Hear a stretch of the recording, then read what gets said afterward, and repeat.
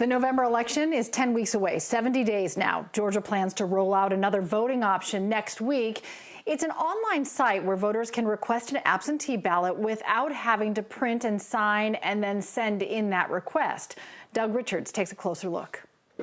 Absentee ballots have always required a paper application with what they call a wet signature sent in to the county election office. That will change in the next week when Georgia's online absentee ballot portal goes live. The state says hopefully Monday.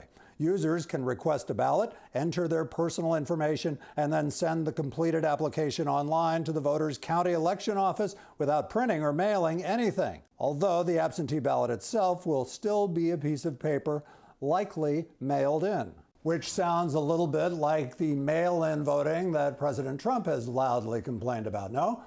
Tonight at 6.